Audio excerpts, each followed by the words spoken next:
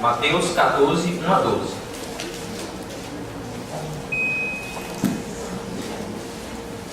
Diz assim a palavra de Deus. Por aquele tempo, ouviu o tetrarca Herodes a fama de Jesus e disse aos que o serviam: Este é João Batista, ele ressuscitou dos mortos, e por isso nele operam forças miraculosas. Porque Herodes, havendo prendido e atado a João, o metera no cárcere, por causa de Herodias, mulher de Filipe, seu irmão. Pois João lhe dizia: Não te é lícito possuí-la. E querendo matá-lo, temia o povo, porque o tinham como profeta. Ora, tendo chegado o dia natalino de Herodes, dançou a filha de Herodes diante de todos e agradou a Herodes, pelo que prometeu com juramento dar-lhe o que pedisse. Então ela, instigada por sua mãe, disse: Dai-me aqui, num prato, a cabeça de João Batista. Entristeceu-se o rei, mas por causa do juramento e dos que estavam com ele à mesa, determinou que lhe a dessem. E deu ordens, e decapitou a João no cárcere.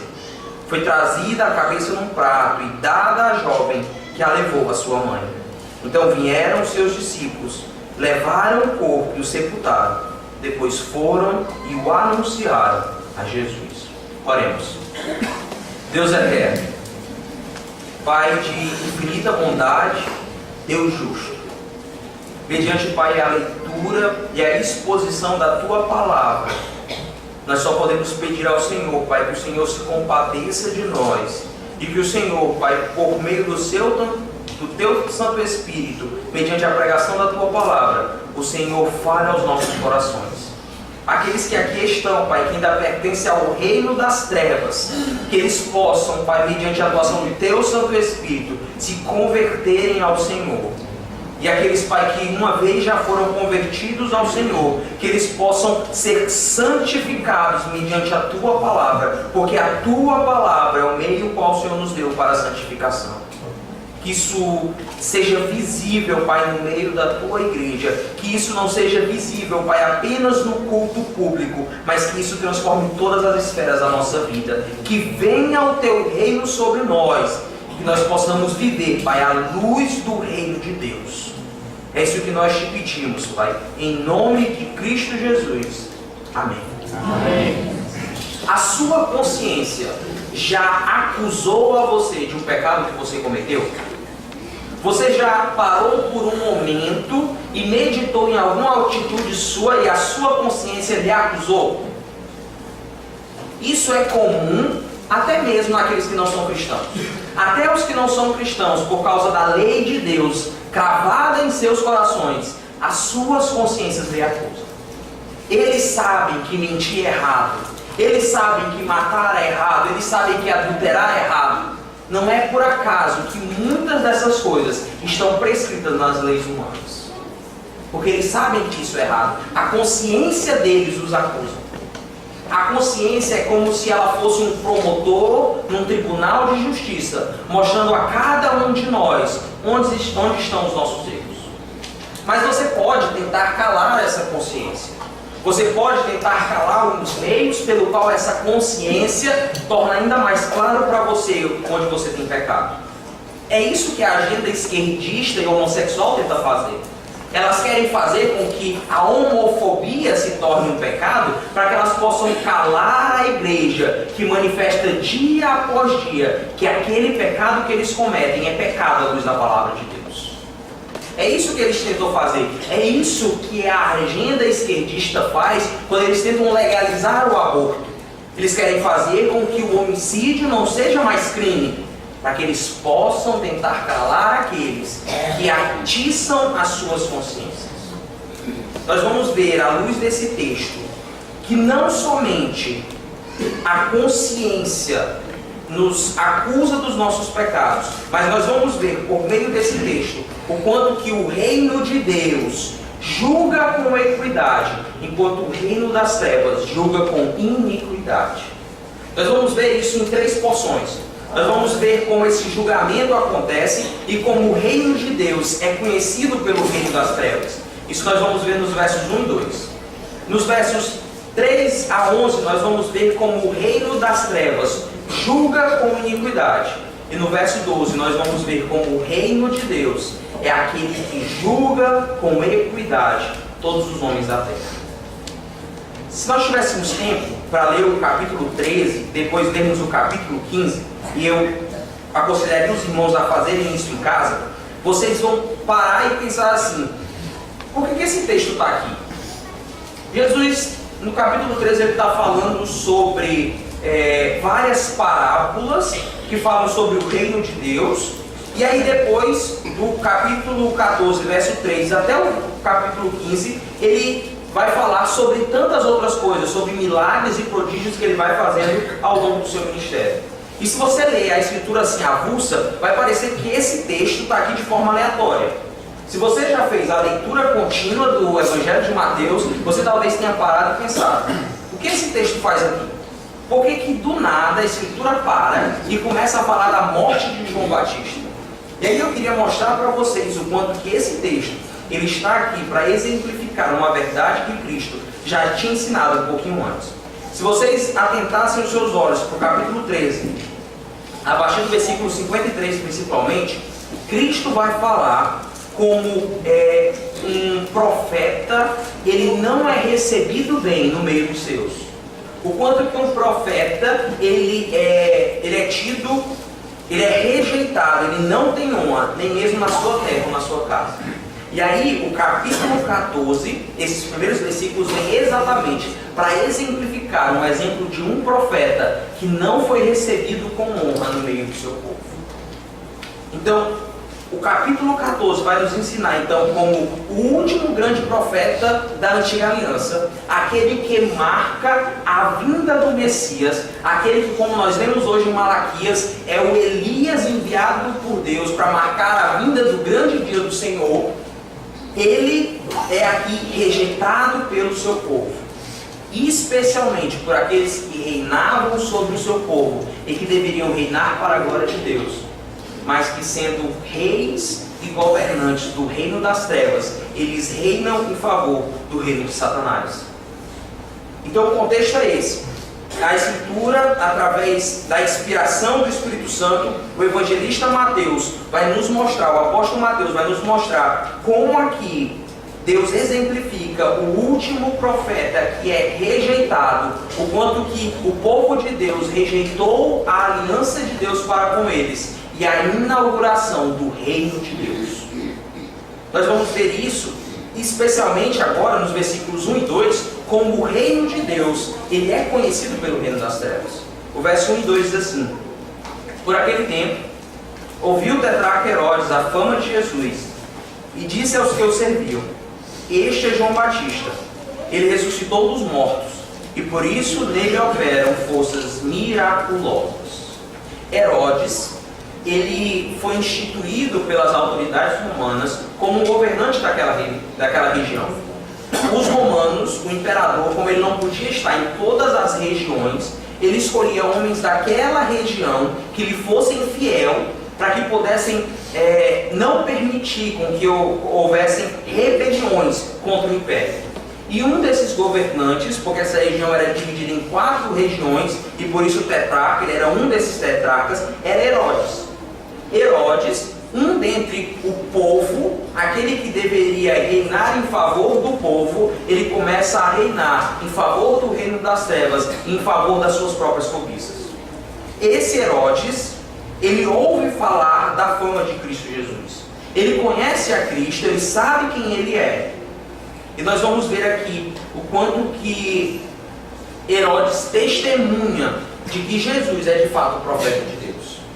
Talvez, se você ler ao primeiro momento, principalmente o versículo 2, você vai dizer assim: será que Herodes cria em reencarnação? Porque diz assim, este é João Batista, que ressuscitou dos mortos, e por isso nele operam forças miraculosas. Na leitura continuada do texto, João Batista ainda nem morreu, mas Herodes já estava dizendo que ele era a reencarnação, Cristo era a reencarnação de João Batista. Para os irmãos poderem entender, o que o evangelista está fazendo ele está citando o que Herodes pensava de Cristo, e agora ele vai mostrar como se sucedeu a morte de João Batista. O centro do texto, assim como de toda a Escritura, não é João Batista, não é a sua morte, mas é como o rei do reino de Deus reina, apesar do reino de Satanás. O foco aqui é naquilo que Herodes conhecia de Cristo. E Herodes, conhecendo a fama de Cristo, ele vai começar a pensar de Cristo. E aí o texto nos diz que ele achava que Cristo Jesus era a reencarnação de João Batista. E aí a gente começa a pensar, será se de fato era isso que Herodes pensava? E para ficar mais claro, eu queria que os irmãos fossem comigo lá em Lucas, capítulo 9, versículos 7 e 9. 7 a 9. Lucas 9, do 7 a 9.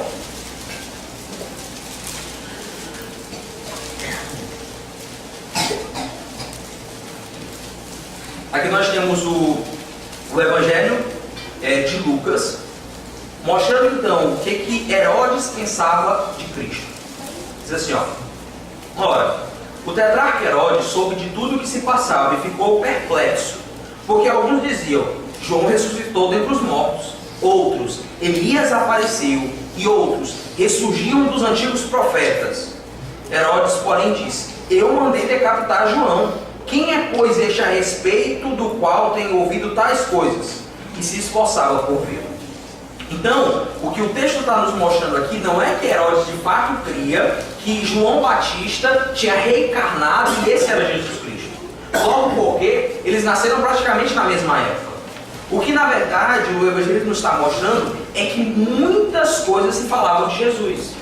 Tanto é que o próprio Cristo, ao perguntar para os seus discípulos, o que vocês pensam sobre mim? Eles vão dizer, não, o povo diz que tu és João Batista. O povo diz que tu és Elias. O povo diz que tu és um dos grandes profetas. Então, Herodes, mesmo sendo aquele que reinava em nome do reino das trevas, ele conhecia a fama do poder e da autoridade de Cristo Jesus. Essa fama e esse poder estava crescendo tanto que eles diziam, não, esse não pode ser um homem comum. Esse homem tem alguma coisa de diferente. Ele só pode ser um dos grandes profetas. Porque ninguém faz sinais como ele faz. Mas ele sabia, Herodes sabia, que ele tinha matado a João Batista. E ele queria saber quem era aquele homem que a fama crescia tanto. Algumas aplicações disso o quanto que a fama de Cristo é conhecida por aqueles que estão ao nosso redor. João Batista, que vai ser morto aqui nesse texto, ele deixou a fama de Cristo tão conhecida, que ele em certo texto diz, importa que ele cresça e eu diminua. O quanto que você, no meio dos ímpios que você vive, você faz ser conhecida a fama de Deus, a fama de Cristo. O quanto que Jesus Cristo é conhecido no meio daquelas pessoas que convivem com você. Obviamente, e assim como Herodes, eles não vão ter um conhecimento genuíno e verdadeiro sobre Cristo. Mas eles deverão dizer, assim como Herodes disse lá em Lucas que a gente leu, quem é esse homem que faz coisas tão prodigiosas, coisas tão maravilhosas? Se você não é uma das pessoas que teve o privilégio de nascer num berço cristão e sempre viveu e sempre conheceu a lei de Deus, mas você foi convertido em uma certa etapa da sua vida, o quanto que as pessoas que estão ao seu redor perceberam essa conversão genuína? O quanto que elas podem testificar, não, esse Cristo de fato operou na vida dessa pessoa e ela agora é uma nova criatura. E aí eles pudessem dizer, como Herodes, por mais que não fosse um sentimento sincero, eles dissessem, eu quero saber quem é esse Cristo. Ou até mesmo você, que nasceu num berço evangélico, num berço cristão, o quanto que a sua vida, o seu modo de viver, testifica de Cristo Jesus. João Batista, o último profeta, aquele Elias predito por Malaquias, ele pregou tanto a verdade de Deus, que ele fez conhecida a fama de Cristo Jesus. Porque até os homens maus, eles conhecem o que é o bem. Até os homens maus, ao verem o bem sendo praticado, eles sabem que aquilo é o bem. É aquele pai que, por mais que seja ímpio, ele diga, não filho, vá à igreja. É aquele pai que, por mais que ele seja ímpio, por mais que ele seja um adúltero, ele nunca vai aceitar que o filho seja um homicida. Porque os homens maus sabem o que é o bem. E os homens maus conhecem o reino de Deus. Eles sabem de algum modo o que é o reino de Deus.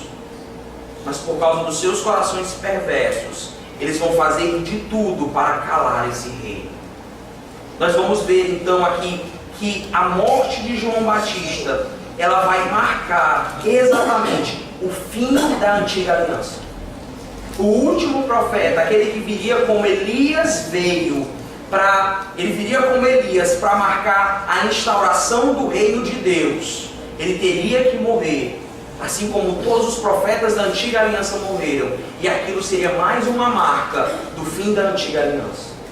E é isso que nós vamos ver aqui. Nós temos aqui a morte de João Batista. Nós temos o marco do fim da antiga aliança, para que tudo aquilo que aconteceu na antiga aliança viesse agora a ser cumprido em Cristo Jesus.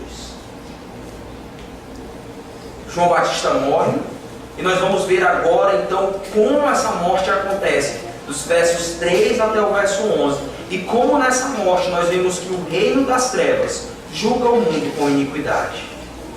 Diz assim o verso 3: Porque Herodes, havendo prendido e atado a João, o metera no cárcere, por causa de Herodias, mulher de Filipe, seu irmão. Pois João lhe dizia: Não te é lícito possuí-la. E querendo matá-lo, temia o povo, porque o tinham como profeta. Ora, tendo chegado o dia natalino de Herodes, dançou a filha de Herodes diante de todos e agradou a Herodes, pelo que prometeu com juramento dar-lhe o que pedisse. Então ela, instigada por sua mãe, disse: Dai-me aqui num prato a cabeça de João Batista. Entristeceu-se o rei, mas por causa do juramento e dos que estavam com ele à mesa, determinou que lhe a dessem. E deu ordens e decapitou a João no cárcere. E foi trazida a cabeça num prato e dada à jovem, que a levou a sua mãe. Então nós temos aqui a explicação de como se sucedeu a morte de João Batista. E aí essa explicação nos começa a mostrar por que João Batista morreu. E nós vamos ver que João Batista morreu exatamente porque ele tinha a verdade de Deus, a lei de Deus, como uma verdade imutável. É o que nós vemos ainda no começo. Herodes, um homem mau, um homem que reinava ao seu bel prazer, ao prazer dos seus corações. Ele tinha pego e tinha tido relações, ele tinha casado com aquela que era sua cunhada. Ele, mesmo sendo o reinante sobre o povo de Deus, aquele que deveria de algum modo, na verdade, ser exemplo para o povo de Deus, ele na verdade cometia atos tão absurdos. Ele tinha casado com a própria cunhada. João Batista, como um profeta da parte de Deus, ao ver os governantes, aquele que era o governante principal daquela região, cometendo ato tão blasfemo contra Deus, tão odioso contra a lei de Deus, ele não poderia ficar calado. E sempre que ele via Herodes, ou a esposa de Herodes, Herodias, ele sempre dizia: vocês estão em pecado, isso não é lícito a vocês.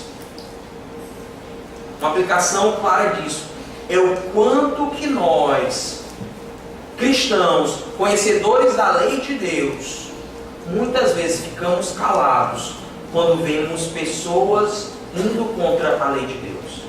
Às vezes nós tentamos acalmar a nossa consciência dizendo: não, são ímpios mesmo, não adianta eu dizer nada, eles vão continuar assim, vão de mal a pior. Mas quantas vezes você já chegou naquele seu amigo que é adúltero, e que às vezes na roda das conversas ele diz que é adúltero, e você diz: isso é errado, isso está errado. O quantas vezes você testificou que as pessoas quebram da lei de Deus, por mais que isso possa lhe gerar consequências. Quanto que você, às vezes trabalhando dentro de um centro de advocacia, você sabe de coisas que por muitas vezes são legais, mas não são éticas, e você às vezes fica calado. O quanto que você, dentro de um hospital, trabalhando ali como profissional da área da saúde, Você sabe de coisas que são legais, mas não são éticas, e você fica calado. Isso não é diferente no meio do povo de Deus. Quantas vezes, em quantas situações, nós ficamos calados, mesmo vendo o pecado dos nossos irmãos? Eu não estou dizendo aqui que você agora tem que virar um juiz dentre os seus irmãos e começar a acusar a tudo e a todos de todos os pecados possíveis. Mas o quanto você está de fato preocupado com a lei de Deus e com a edificação espiritual do seu irmão, para chegar para ele e dizer em amor: irmão, você está errado. E a Bíblia nos dá todos os meios para que isso aconteça e nós possamos crescer em santificação. Mas muitas vezes nós ficamos calados porque nós temos medo daquilo que nos pode acontecer. Talvez a gente tenha que perder um estágio, talvez a gente tenha que perder o emprego, talvez a gente vá perder os amigos. Mas João Batista, como um profeta da parte de Deus, mesmo que perdendo a vida, ele não temeu. O versículo 5 diz que Herodes queria matá-lo, mas ele temia o povo porque o tinha como profeta. João Batista não negocia a verdade. Ele acusa o pecado daquele homem, daquele governante. E aí, porque a verdade, a dita verdade do reino das trevas, ela é maligna, ela muda, ela é mutável de acordo com o interesse do coração dos homens. Mesmo ele, Herodes, tendo o seu pecado acusado, ele temia o povo e por isso ele não matou João Batista. Ele disse: não posso matá-lo, vou apenas prendê-lo, para que ele fique calado, para que no cárcere ele fique calado, e ele não atice a minha consciência que fala contra mim, como alguém no tribunal me acusando dos meus erros. E aí, ele lança o profeta no cárcere, porque ele temia os homens. Uma aplicação clara disso é aquilo que nós chamamos atualmente do politicamente correto. O quanto que as pessoas fazem ou deixam de fazer porque atualmente é politicamente correto. Não, eu vou falar dessa maneira, eu vou agir dessa maneira para que eu possa estar bem em tal contexto social. E isso, irmãos, é muito visível no meio acadêmico. O quanto que você vê pessoas que se dizem cristãs, que dizem coisas religiosas como eu não ouço música secular, mas dizem abertamente que eu não quero casar, mas quero ter filhos. Que absurdo! Mas é o que é bonito politicamente, é o que é politicamente correto. Por isso eles agem assim. Eles são como Herodes, que por mais que sejam governantes no meio do povo de Deus, eles fazem as suas atitudes dependendo do meio pelo qual eles vão agradar. Quantas vezes isso acontece dentro da própria igreja? Às vezes um irmão cometeu um pecado e o pecado dele precisa ser tratado, foi um pecado visível a todos, mas aquele pecado não é tratado pela influência que ele tem, porque o dízimo dele é alto, porque a família dele é grande. Mas não é o que nós aprendemos aqui. Nós aprendemos que os pecados têm que ser tratados, independente das consequências que ele traga, e que principalmente aqueles que estão investidos de autoridade, como Herodes aqui estava, eles têm que ser os primeiros a agirem em conformidade com a lei de Deus. Mas o relato continua e diz que chegando o aniversário de Herodes, a filha de Herodias, a sua sobrinha, ela dança diante de todos e ela agrada a Herodes. Herodes era um homem tão mau, mas tão maligno, que ele não só tinha mandado prender um profeta de Deus, ele não só tinha casado com a sua cunhada, como no seu aniversário ele coloca a sua sobrinha para dançar de forma erótica para todos aqueles ali presentes. E o texto diz que ele se agrada dela. Perceba então a malignidade do coração desse homem. Esse homem era tão mau que ele é guiado por aquilo que os homens maus sempre são guiados. Os homens maus sempre são guiados por poder, dinheiro e sexo. Todas as atitudes dos homens são guiadas por isso. Você vai ver os relatos, por exemplo, da Lava Jato. Você vai ter sempre envolvido ali poder, dinheiro e sexo. Você vai ver, se você for conversar com o ímpio e perguntar aquilo que move o coração dele, ele sempre está atrás dessas três coisas. Ele sempre está atrás de poder, status, de ser alguém reconhecido, de ser alguém que é bem falado. Ele sempre está atrás de ter dinheiro, de ser alguém que realiza os seus desejos sempre que possíveis, porque tem condição de realizar. Ou ele sempre é alguém que está buscando satisfação sexual, de vários modos, de várias maneiras. Não é diferente aqui Herodes. Ele está sendo guiado por isso. O seu coração é tão corrupto que ele é guiado por isso. E aí por isso ele reina com iniquidade. Ele reina ao seu bel prazer, realizando as suas vontades, em vez de realizar aquilo que seria a vontade de Deus. Porque sem dúvida alguma, e como os irmãos sabem, todo o poder vem da parte de Deus. Se aquele homem estava naquela posição, é porque Deus o havia colocado ali. E ele deveria então julgar o povo, reinar sobre o povo, usando a lei de Deus, para a glória de Deus. Mas não é isso que ele faz. E aí o texto diz que ele se agrada da sua sobrinha e lhe faz um juramento. Ó, o que você quiser, eu vou lhe dar. Peça qualquer coisa que eu vou lhe dar. E aí ela, incitada por sua mãe, pede a cabeça de João Batista. E aí o texto nos diz então que, como ele prometeu por juramento, ele vai cumprir. Uma aplicação disso, irmãos, é que muitas vezes nós fazemos juramentos que não podemos cumprir. Muitas vezes nós prometemos coisas equivocadamente. Nós fazemos acordos, pactos, alianças que não deveriam ter sido feitas. E muitas vezes essas alianças são pecaminosas. Mas continuar nessas alianças são mais pecaminosas ainda. Algumas vezes a aliança é pecaminosa, mas a consequência dela não é. Então a lei de Deus não manda com que você a quebre. Mas às vezes continuar nela é pecaminoso e você deveria quebrar aquela aliança. Um exemplo disso é o que a Escritura fala sobre o casamento misto. Ela diz que você não deve casar com uma pessoa ímpia.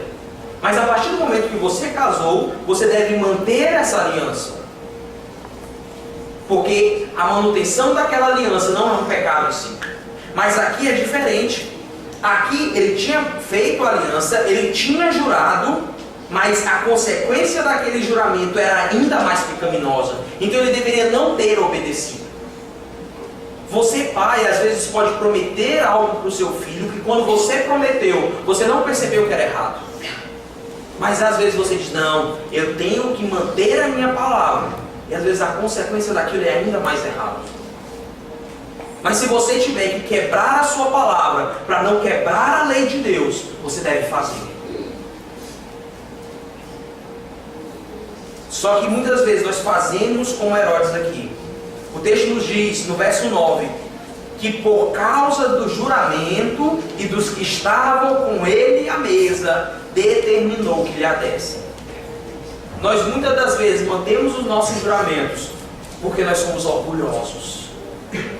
Nós dizemos, não, eu sou homem, eu tenho que manter a minha palavra, por mais que o meu juramento tenha sido equivocado e errado. E a lei de Deus nos ensina que nós devemos quebrar isso e não vivermos sobre juramentos falsos.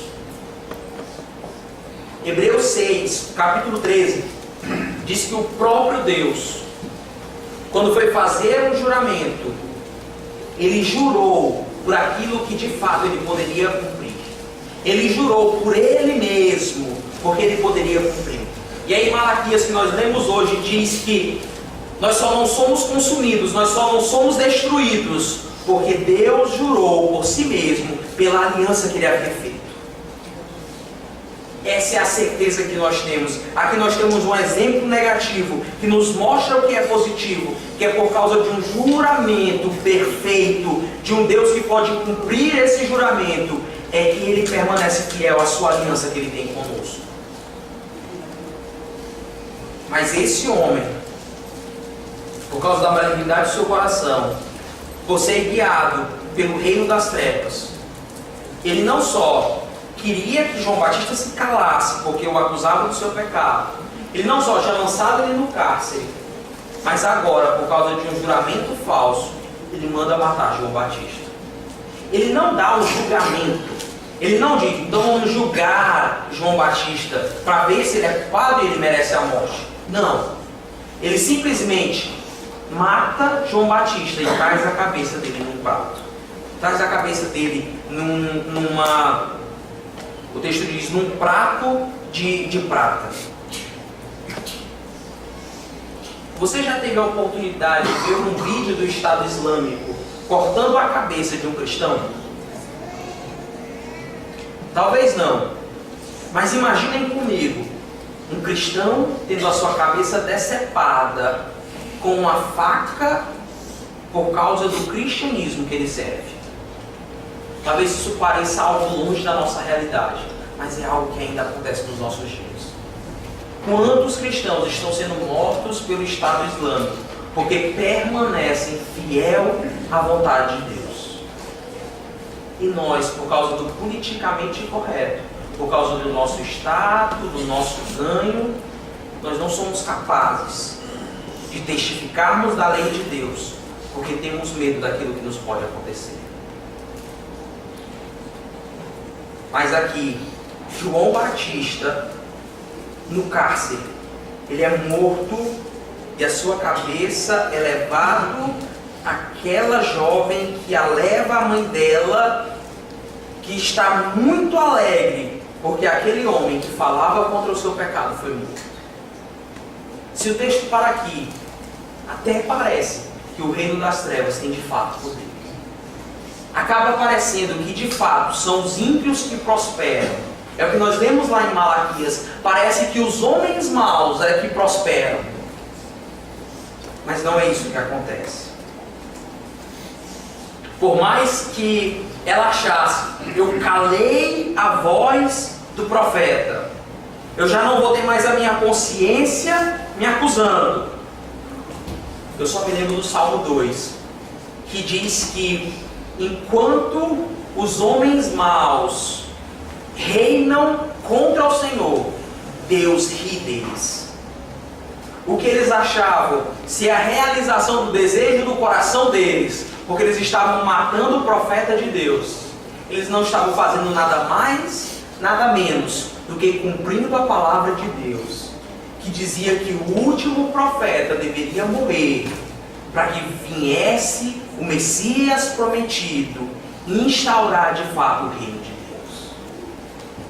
Percebam então o quanto que, por mais pareçam que os ímpios prosperam, que a agenda esquerdista prospera, que os políticos corruptos prosperam, eles não estão fora da soberania de Deus, que é quem reina sobre todos eles.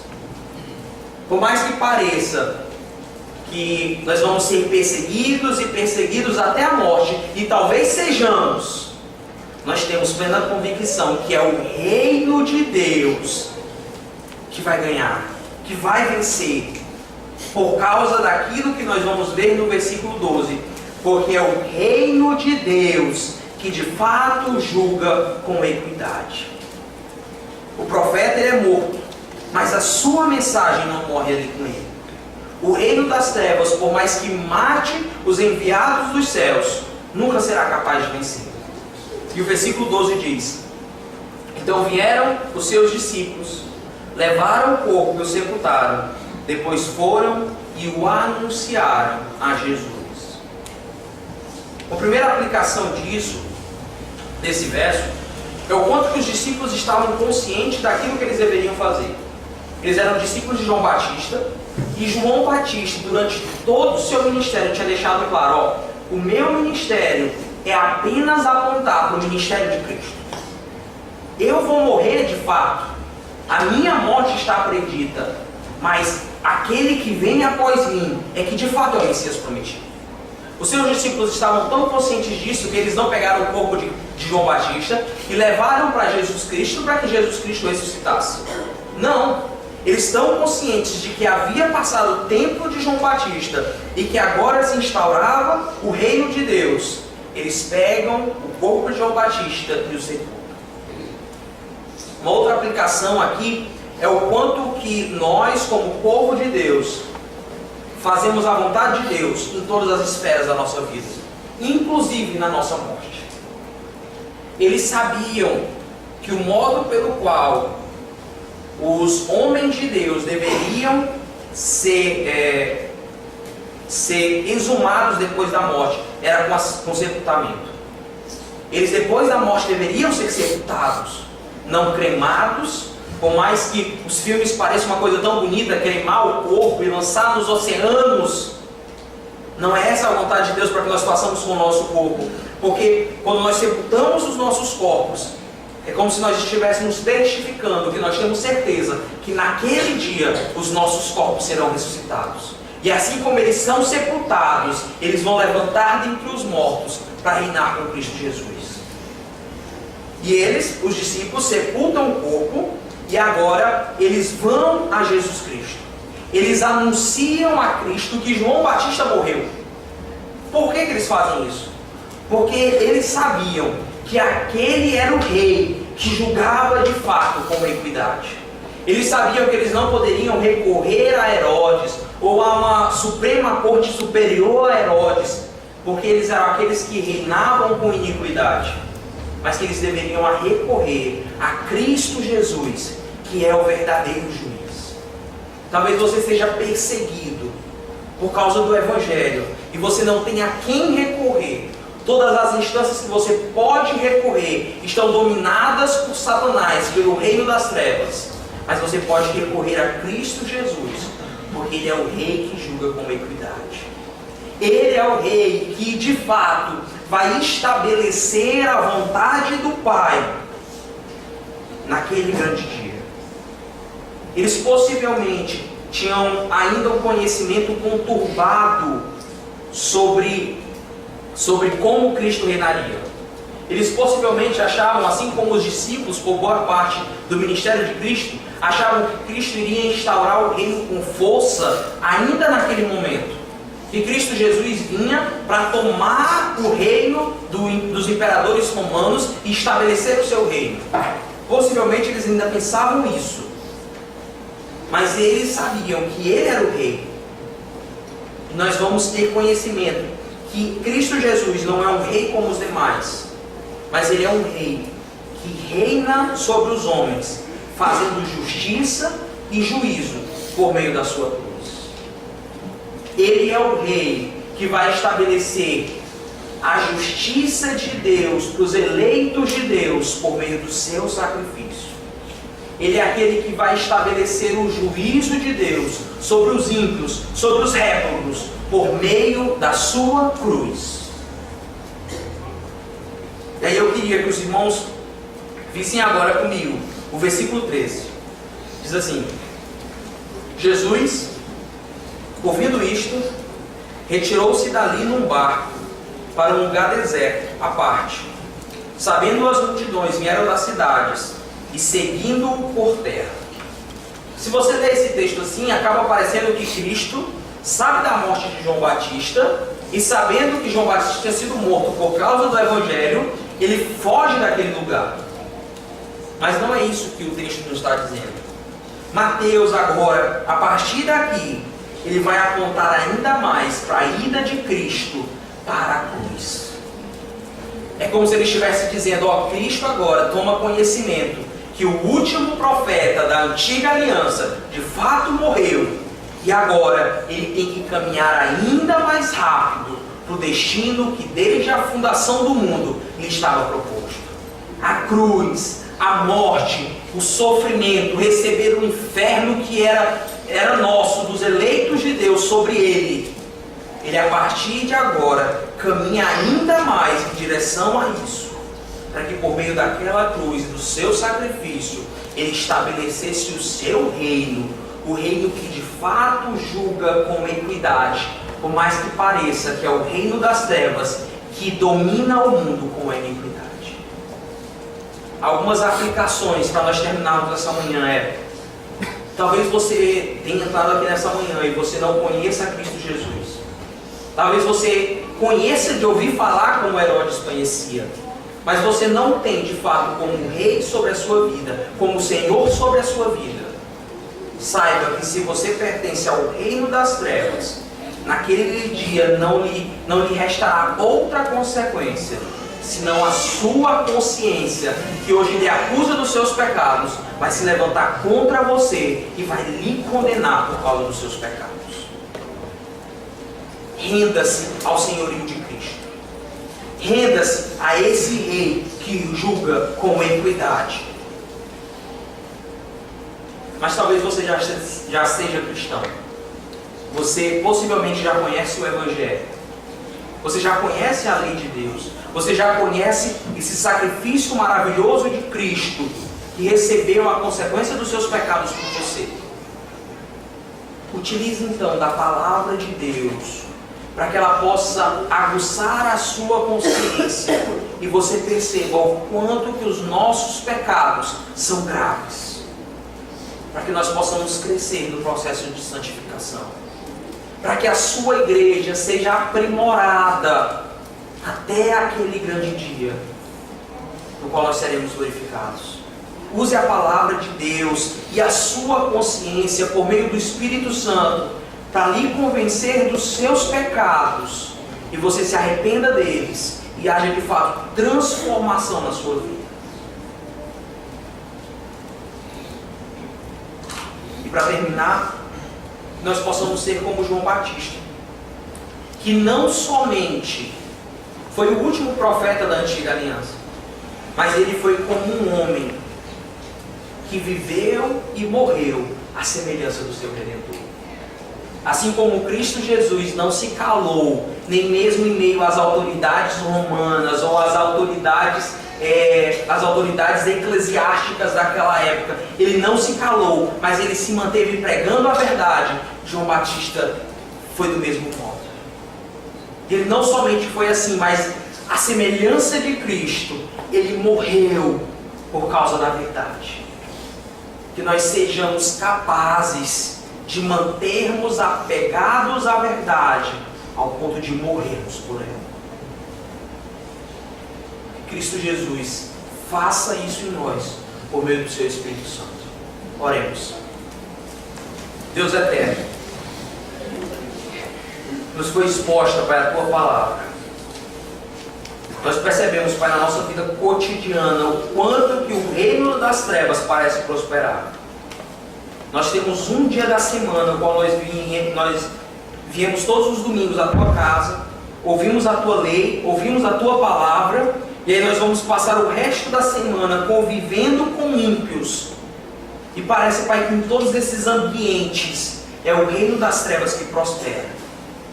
Mas, Pai, abre a nossa mente, abre os nossos olhos, para que nós possamos perceber que, em última instância, quem reina de fato é Cristo Jesus.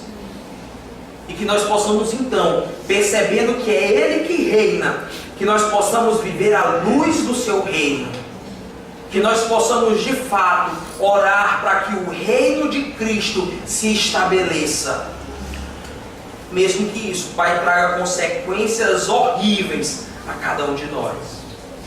Pai, que aqueles que estão aqui, Pai, que ainda não Te conhecem como Rei, que o Senhor, Pai, converta os seus corações, para que eles possam servir ao Senhor, que eles beijem o Filho, para que não se irrite, e no caminho pereçais.